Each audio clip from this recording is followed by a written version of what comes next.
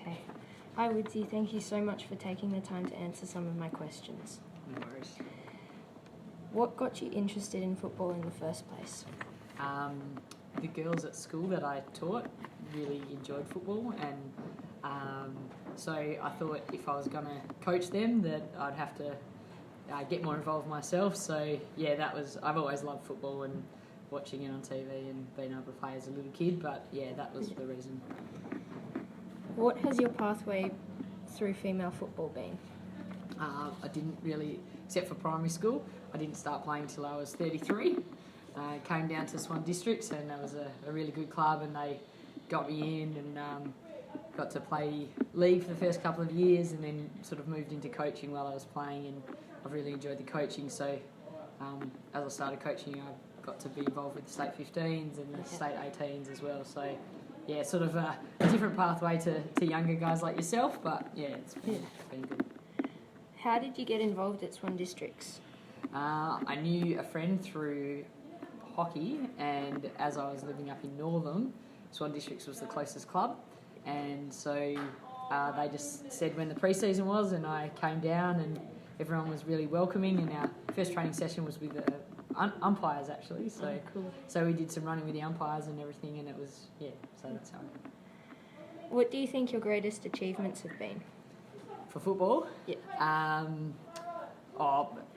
Playing some league games. I played in a reserves premiership, which was really good, but I think the biggest achievement has been coaching and probably last year getting the youth girls to a premiership has been probably the highlight. Yeah.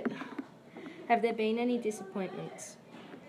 My first season I played mostly league, and then I got dropped for the grand final, but luckily our reserves team was in the grand final as well, so I got to play that. So, but in saying that, at the latter end of my career in sport, that's understandable, so that's disappointing. And there's been a few times coaching where just the team rules has been that we had to share our players with the other team, and it's been like hard to win finals when you have to give some of your team players to the other team, but there's always disappointments there. Yeah. How would you describe your coaching style? I like to give everyone a go. It's been harder when it's become more serious to obviously focus on the sort of excellence and high skill level and everything, but I definitely think playing football should be about fun and giving everyone a go, and I think that's the greatest thing. There's a lot of players on the field and everyone getting around each other, so I think my style's pretty sort of just hopefully giving everyone a go and just making sure that everyone's having fun and learning something along the way. Yeah. It's great that we have AFLW, but what do you see as the main challenges going forward? The main challenges for AFLW or for football? For AFLW. Yeah, I guess the number of players with a high skill level, so that people want to watch the game when it comes to the highest level. It's sort of judged on how many people watch it, how many people go to the games. Yeah. So it's an excellent pathway for our girls going through. And it's great that there's, like, as it expands, more teams, more players will get the opportunity.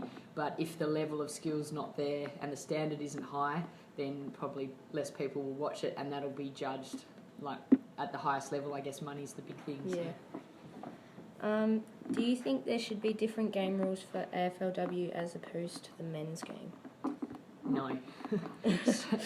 Straight up, I think girls play football because they want to play it like the boys play. So it's confusing teaching people different rules and training for different styles and different things. And even the girls playing AFLW will come into the league games and play different rules. So it would be just easier if everything was the same. One of the interesting things about AFLW is that not all of them have a football background. Do you think this will change when female football becomes more established? Yeah, even in 2 seasons you can see the difference. Girls coming through now play football from a younger age and they have the skill level. So initially they were taking sports people, and they'll be able to take sports people who can adapt.